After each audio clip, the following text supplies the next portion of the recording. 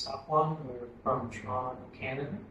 And at first, this journey started back in 2013, I believe, when I was like 13 years old. Now I'm 23, so 10 years.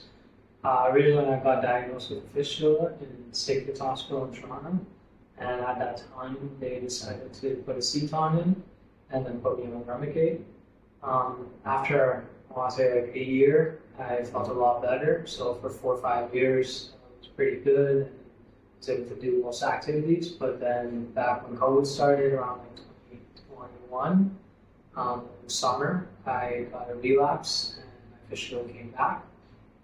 And at that time, it was pretty bad originally, and I was back on like a full dosage of Remicade, and we decided to do a fistulotomy in March of 2022, but nothing seemed to really help.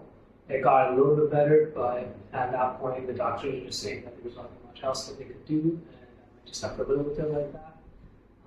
So at that point, I thought of taking actions outside of the country, and at that time, me and my dad started to search up a lot, and we found healing hands with Dr. Ashwin Porwal.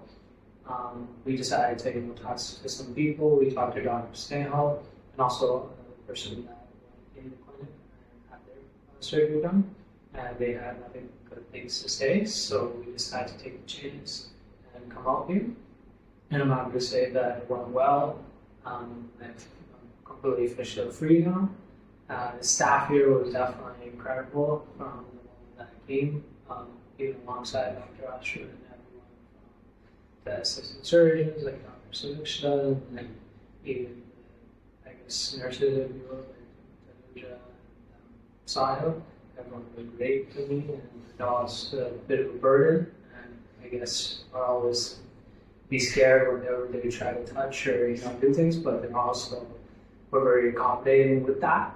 I'm happy to say that everything went well, and I'm happy we decided to come out here.